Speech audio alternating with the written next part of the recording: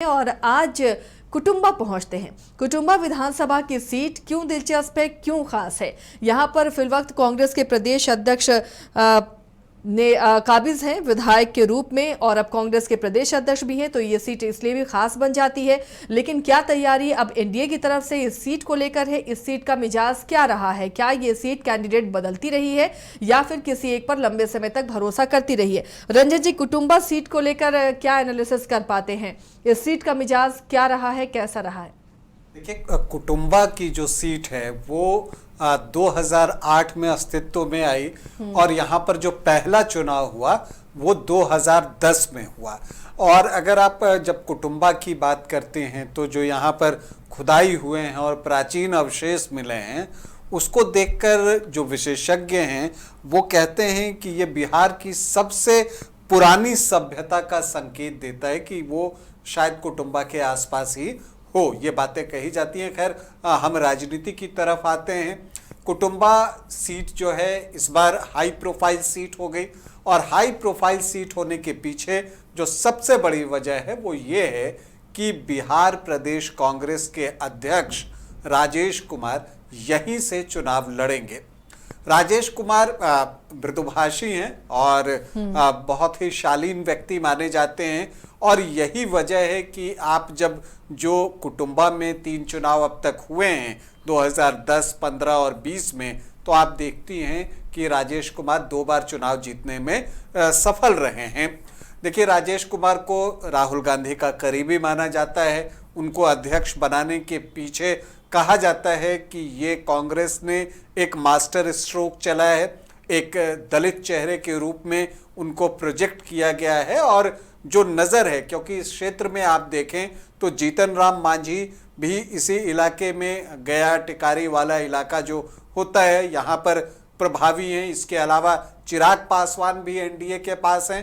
तो ऐसे में एक काट ढूंढने की ज़रूरत थी महागठबंधन को और इसे देखते हुए जो है मुझे लगता है कि राजेश कुमार को जो है अध्यक्ष की कमान सौंपी गई है। अब राजेश कुमार जब यहाँ पर चुनाव लड़ते हैं तो आपको बता दें कि जो राजेश कुमार के पिता थे वो भी विधायक रहे थे और वो देव विधानसभा जो पहले हुआ करता था उससे उन्होंने चुनाव जो है वो जीता है।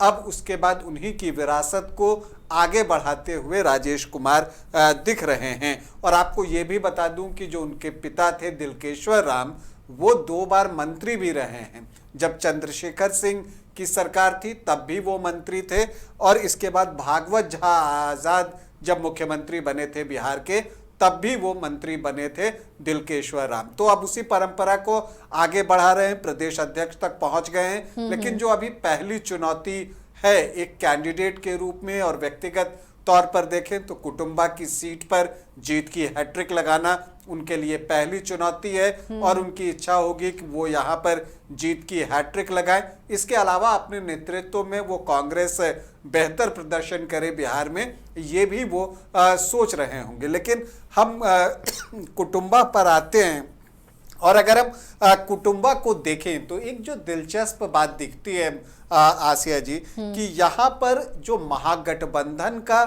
बेस वोट अगर आप देखिए तो वो बहुत मजबूत नहीं दिखता है, लेकिन बावजूद इसके राजेश कुमार जीत रहे हैं। यहाँ पर आपको बता दें कि यहाँ पर जब आप MY समीकरण की बात करती हैं तो यहाँ पर जो मुस्लिम वोटर्स हैं वो लगभग 7.8% के आसपास हैं और यही 8-9-10% के आसपास यादव वोटर्स भी हैं। तो ये मिलाकर अगर आप देखें तो 15 से 20% का आंकड़ा जो है पहुंचता है। लेकिन जब आप वोट देखती हैं राजेश कुमार के तो वो पिछली बार लगभग 36.5% और उससे पहले 2015 में 42.5% के आसपास था।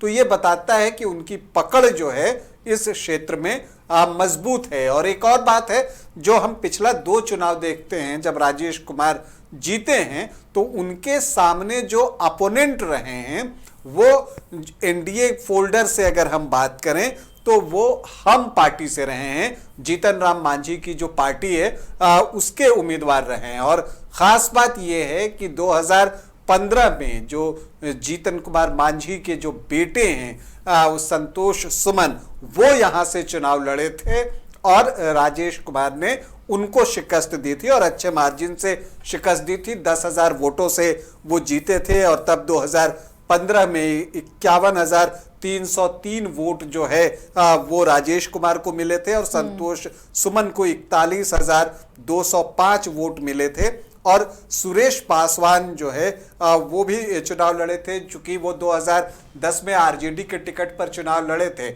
और 15 में चूंकि गठबंधन में ये सीट कांग्रेस के पास चली गई थी, वो जो महागठबंधन बना था जेडीयू आरजेडी और कांग्रेस का, तो चूंकि ये सीट कांग्रेस के पास थी तब फिर सुरेश पासवान जो है वो निर्दलीय चुनाव लड़े थे। तो अब आप इसको इस तरह से देख सकती हैं कि इस सीट पर जब बहुत बेस वोट बेहतर नहीं है, बावजूद इसके राजेश कुमार बेहतर कर रहे हैं। लेकिन एक चीज आप और देखती हैं, जब ये 2 चुनाव में मैंने कहा कि हम पार्टी के कैंडिडेट थे, लेकिन जब हम उससे एक चुनाव पहले जाते हैं तब भी प्रत्याशी राजेश कुमार ही थे, लेकिन तब जो है जेडीयू ने अपना कैंडिडेट दिया था, ललन राम यहाँ से चुनाव लड़े थे। और जब ललन राम चुनाव लड़े थे जेडीयू कैंडिडेट के तौर पर, तो उन्होंने 13,910 वोटों की जीत हासिल की थी और उन्होंने पराजित किसे किया था? राजद के सुरेश पासवान को उन्होंने पराजित किया था। राजेश कुमार जो है वो पीछे तीसरी पोजीशन पर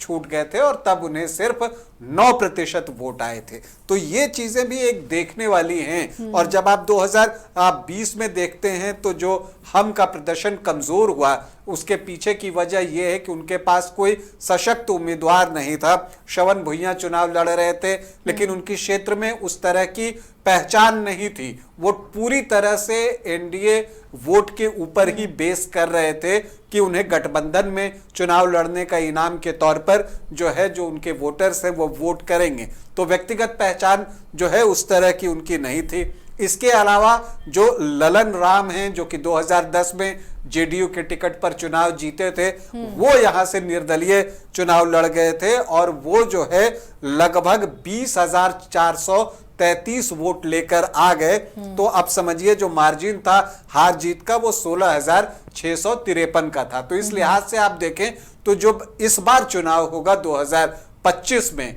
तो अगर एक गठबंधन के तौर पर एनडीए उतरता है, मतलब कि जेडीयू, बीजेपी, हम, एलजेपी अगर सब इकट्ठा एक जगह आते हैं, तब वैसी परिस्थिति में एक फाइट बनते हुए यहां पर दिखती है। अगर सब इकट्ठा होते हैं या 2 खेमों में सीधे आमने सामने की लड़ाई होती है और कोई तीसरा ट्रायंगुलर फैक्टर यहाँ पर काम नहीं करता है, तो जो यहाँ की जनता का मिजाज है वो फेवर करेगा राजेश कुमार को या फिर एनडीए का पलड़ा यहाँ भारी दिख सकता है? देखिए, जैसा मैंने आपको कहा कि यहाँ जो बेस वोट है राजेश कुमार के लिए वो बहुत बेहतर नहीं है, लेकिन एक बात ये भी है कि अब राजेश कुमार जो हैं वो सिर्फ एक विधायक नहीं रहे, वो प्रदेश कांग्रेस के अध्यक्ष भी हैं। तो इससे उनका कद जो है वो ऊंचा हुआ है। और अगर आप यहां पर देखें तो जो दलित वोटर्स हैं उनका रोल भी बहुत महत्वपूर्ण होता है। ऐसे भी जो कुटुंबा की सीट है वो एससी आरक्षित सीट है और यहां पर अगर आप बात कीजिए तो एससी वोटर्स जो हैं वो 29% से ज्यादा हैं और यहाँ पर राजपूत वोटर्स हैं, रविदास की अच्छी संख्या है और वैश्य महतो वोटर्स की भी अच्छी संख्या है। तो वही है कि अगर जेडीयू का सपोर्ट जो है वो जो गठबंधन के उम्मीदवार को मिल जाता है, जैसे पिछली बार हमको मिल गया होता और ललन राम वोट नहीं काटते, तो फाइट और क्लोज होती। और एक चीज और भी देखना दिलचस्प होगा कि यहाँ की जो सीट है, क्योंकि पिछला 2 चुनाव हम यहाँ से हार चुका है, तो हो सकता है कि इस बार जो है वो चीजें बदले, किसी दूसरे दल को गठबंधन में सीटें मिले। इन सारे फैक्टर्स पर भी बहुत कुछ निर्भर रहने वाला है। चलिए, तो कुटुंबा की सीट भी इस बार दिलचस्प सीटों में काउंट होगी, क्योंकि कुटुंबा में इस वक्त कांग्रेस के प्रदेश अध्यक्ष राजेश कुमार जो यहाँ से विधायक हैं, वो चुनावी मैदान में इस बार भी रहेंगे ऐसी उम्मीद है। और इधर एनडीए भी कोशिश करेगा कि वो उसका पूरा खेमा एकजुट हो और एक साथ यहाँ चुनावी मैदान में वो टक्कर दे सके इंडी ब्लॉक को। तो देखना है कि मुकाबला यहाँ इस बार के विधानसभा चुनाव में कितना दिलचस्प होता है, यहाँ की जनता का मिजाज क्या इस बार बदलता है, या एंटी इनकम्बेंसी होती है, या फिर से पुराने कैंडिडेट पे जनता भरोसा करती है, उस पर भी हमारी नजर टिकी होगी।